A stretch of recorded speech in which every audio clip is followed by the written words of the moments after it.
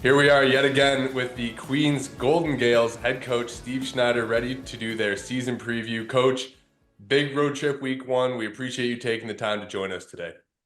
Yeah, I appreciate you guys having me on, and we're closing up camp, and team's really excited about the road trip. Now, obviously, I guess the big part for you guys this year is on the defensive side. So let's start there because this defense kind of looks like an all-star roster with a who's who of talent at D-line. So let's kind of start with that group with Darian and Eric and Van and Silas. What do you kind of expect from this group who's already playing at such a high level? Well, a lot of experience, veteran leadership guys that have played in big time football games against really great offenses, and the reality is, I think the conference has a lot of strong defenses, and we're about to play one week one.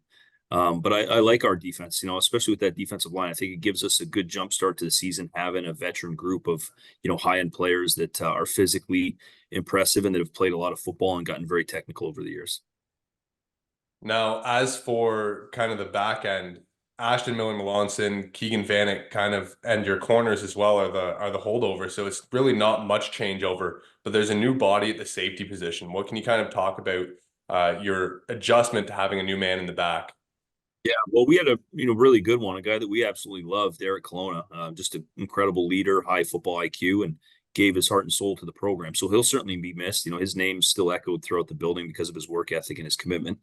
But now it's exciting to turn it over to that next man up, and we've been really pleased with the leadership back there. And you got to get back there and make calls, and you got to kind of be the general of that back end and make all the adjustments. And we've had a number of guys who have done a great job getting the defense into position and using their voice and taking control back there. So, I love the secondary and how it's come together. And they've been challenged this camp. We've been throwing the ball well in camp, and they've had their work cut out for them. But at the same time, there's so many big time flashes in our secondary throughout camp, and just really really impressed with that group so far, and looking forward to them. And they'll be challenged this week coming up. I want to stay on the topic of your defense here, but I do want to circle back to the front seven side of the ball here on the defense for you. Darian Newell, just before we jumped on and started recording this evening, it came out this afternoon or Thursday afternoon for our listeners. Darian Newell named to the CFL Scouting Bureau for the jump of this season here. How has he been developing as a leader and as a playmaker, over this offseason in your defense? And kind of what does that do for his confidence going into 2024 to see his name on a list like the CFL Scouting Bureau? I know it's kind of more for our side than your side, but it still is an exciting thing to see, as a coaching staff and a player. Yeah, Darian has aspirations of playing pro football, and he's been a tremendous leader for us this year. Put it this way: the first workout in January, he kind of stepped to the front of the room and welcomed all challengers. And his energy and his voice and his physical presence and his work ethic from the start of January all the way through has almost been unmatched. So we're so proud of him and how he's jumped out to say, I'm going to take control of this football team. If anybody's got something to say about it, step up. We wanted that competition. We wanted people playing on the edge and getting after each other this offseason, and he led the way on that. So really impressed with him and how he jumped into camp as well. He's had a tremendous training camp. So just think he's on pace to have a really strong season, and there's obviously a lot to be determined, and he's going to come across some outstanding offensive linemen that he'll be matched up with. But his goal is to win here at Queens and graduate and go play pro football, and he's well on his way to do those things. Now, as you guys as a coaching staff, you mentioned they're trying to spark that kind of on the edge attitude. Where did that kind of come from in your philosophy, and how did that change from years prior? Yeah, I don't think it necessarily changed. Just an emphasis for us this offseason. It's okay to kind of get face to face a little bit, and just don't cross the line, But we got to play on the edge, and we want to do that all offseason. So the guys really enjoyed the increased competitive atmosphere and new systems in the offseason to get that competition going. We introduced a lot of new things, and I think the guys loved it. And again, Darian was just a leader in that regard.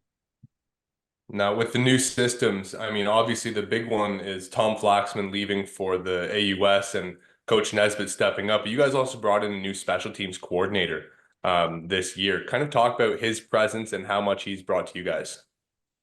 Yeah, we are in love with the coaching staff right now. There's a tremendous vibe around the office, the practice field, the meetings. There's new energy and players learning new things, and we're really happy for our coaches that have been able to move on, both getting opportunities to go to new programs and have increased roles and increased responsibilities and set themselves on professional trajectories that are just really important when you're trying to make this kind of a lifelong passion and journey. So really proud of those guys and wishing them all the best. But really excited about the new guys in position. Coach Nesbitt has been essentially our co-OC this entire time, and for him to now kind of take over and be able to put his stamp on some things and drive it in a new direction. I think the players are pleased with it. The coaches are pleased with it. We love what the offense looks like right now, and Coach Taggart as well. Coming from the CFL, he's definitely got an interesting perspective on the special teams. And in Canada, our kicking game's so unique that having that pro experience really helps in the special teams. It really does, because the CFL has to address that area of the game to just a different level of detail. And really, proud of the way our players have learned new things through the special teams and kicking game and the systems that are being implemented. And again, I just love the energy of our program. I guess we can kind of use that as a jumping off point, since you talked about Nesbitt, to kind of go to the offensive side of the ball. And we know Alex Freakin is an all-star level playmaker. How have you seen him kind of develop his game from the end of last year to where he is now, heading into week 1 of his 4th season as a Queen's Golden Gael? Well, he's certainly developed as a thrower of the football, mechanically, and his ability to, be accurate and get the ball into tight windows and things like that. He's got a lot of confidence, really dialed into the system and really taking a leadership role. It's another guy who's put himself right to that edge and used his voice and used his work ethic and his commitment to the program. And he's doing a tremendous job of leading the offense and bringing those guys down the field, when we're driving and situational stuff. He is a general out there, and his teammates just love him and respect him. And the coaches, we look at him like this is a guy. He just loves the game. He loves Queens. He loves Kingston. He loves the game of football. He loves his teammates, and you couldn't really ask for too much more. It doesn't come from a bad high school program either in Kingston there, if I can say so myself, being a Frontenac secondary school They guy. do a great job. Yeah, But, they really do a great job. Yeah, they do. And really great coaching there. And Alex is a product of that. When he came to us, he was, talk about a high school passing system. They were running some incredible systems there. And so he came in pretty dialed into the Canadian passing game. I know Coach McGee, Coach Doyle get him right over there at Frontenac. But at the quarterback position, I mean, you're so dependent on the playmakers around you. So talk about the I don't want to say supporting cast, but I guess for lack of a better term, talk about the supporting cast or the guys around Vreekin that are making plays, helping him make plays, helping get the ball downfield just a little bit easier. Because you guys at Queens, you do have a very talented wide receiver core. You do have a very talented backfield with the running backs there as well. Yeah. The quarterback certainly, starts with relying on the offensive line and then out to his perimeter and his backfield. And, guys like Nathan Falcone has had a tremendous training camp, Cedric Smith, Nico Cuemo.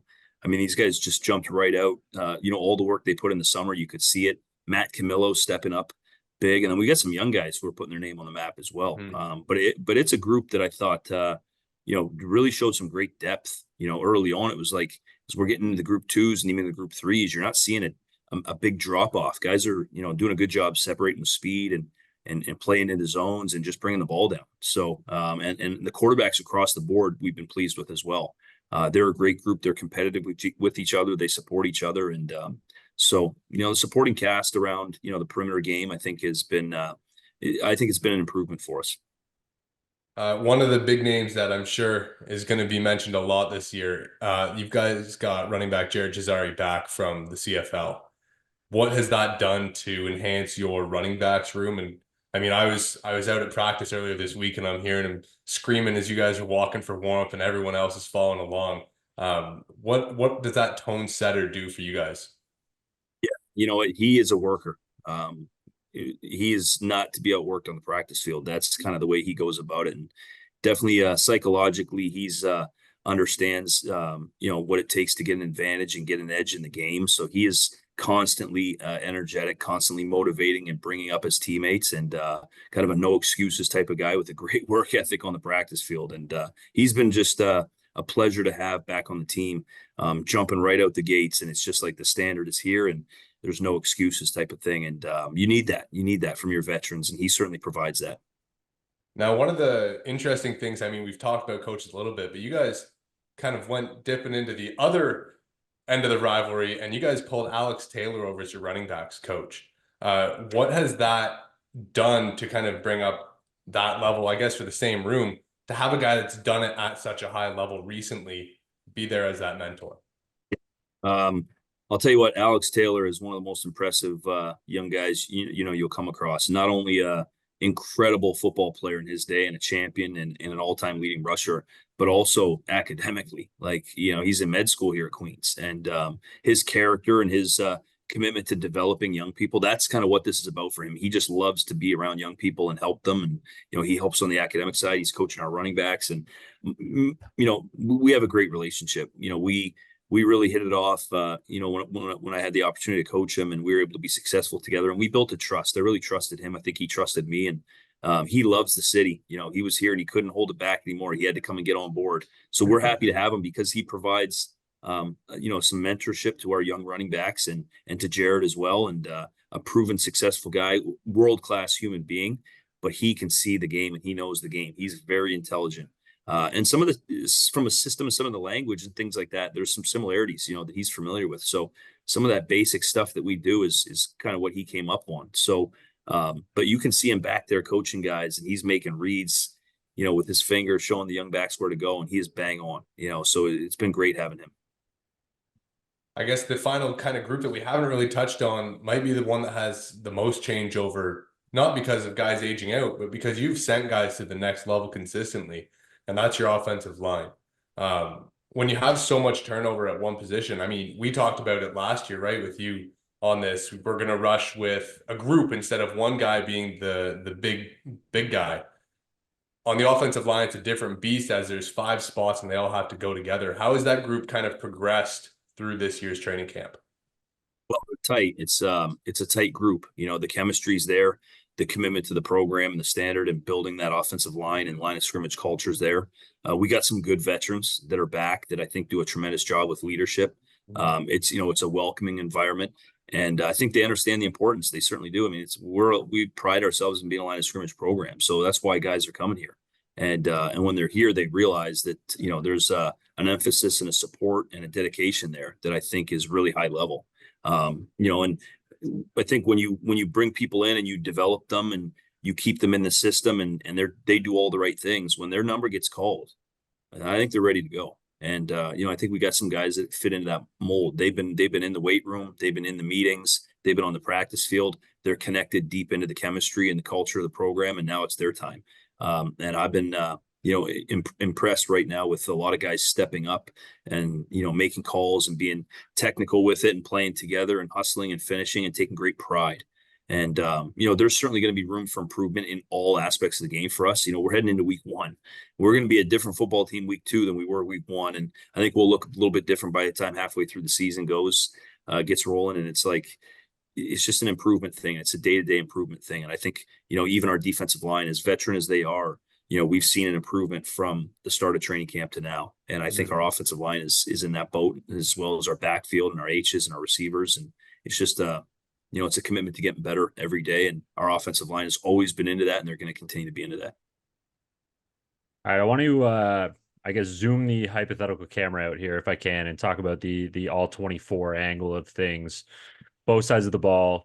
The development of depth and having those players that you can plug and play, whether, somebody's coming out with just fatigue, a cramp, injury, whatever it may be, having that having that depth and developing that depth. How important is that for, not only game 1, but the course of the season? Because being able to just, have confidence to plug and replace, I can imagine as a coach, head coach, position coach, coordinator, whatever it is, that is invaluable. I think that one of the big keys to this game and being successful, in our league at this level is depth. You got to build depth. You got to build a roster where you feel like everybody belongs here, and people are developing and getting better, and then you got to give them the confidence that, hey, when your number's called, we're calling it for a reason. You're ready to go. And I think there's a lot of programs in the country that do a really good job with that. And I think we're taking pride in trying to be one of those programs. And, I'll tell you what, I look at our roster and it's from top to bottom, it's a good looking roster. There are a lot of really good athletes. There are a lot of tough young guys that are very smart. And it looks a little different than it looked, a couple years ago. I just feel like we're just, we're a little bigger, stronger, faster than we were. And there's certain position groups that you look over and when the twos go on, you go, they look like the ones, so I think that's a good thing, and there's obviously a difference there, whether it's experience and communication and technique, but physically there's a lot of young guys in this program right now that look tremendous. And, that's a credit to the staff and it's a credit to the university and how we attract such great people. Well, I guess it's all eyes forward towards week one. We've talked a little bit, and I've talked with some of the other members of your coaching staff about, getting this Windsor road trip 2 years in a row. Obviously not ideal for anyone, but you have to play your schedule as it comes. Talk about opening up with such a tough team schematically and such a physical opponent in the first game. Yeah, we don't get too caught up in the schedule. You get it, you don't have control over it, and you just embrace it and love it up because it's kind of what we all signed up for. So we're pretty fired up about the schedule. It's got a lot of challenges, and we don't really care who we play or where we play them. Whatever's on that paper, we're going to get ready for. I think we're really, excited about having such a quality opponent right off the bat. I think this is one of the better teams in the country, and I think they're well coached. I think they're athletic and physical, and they do some great things. They really do, and we were impressed with them last year, and we think they're going to be just as good or better. So we're excited about the challenge, and I think what's great about this year is we are playing a lot of really good teams, and we're playing a lot of really good teams on the road. And it doesn't feel like, anything's getting easier in this conference because everybody's getting better. And, I think our guys are up for the challenge. When you come to Queens, you end up playing in a lot of big games. You really do. There's a lot of historic rivalries. There's a lot of meaningful games. And in a lot of cases, you feel like you're getting everybody's best shot. And I think this will be no different. This will be two good football teams going at it week one.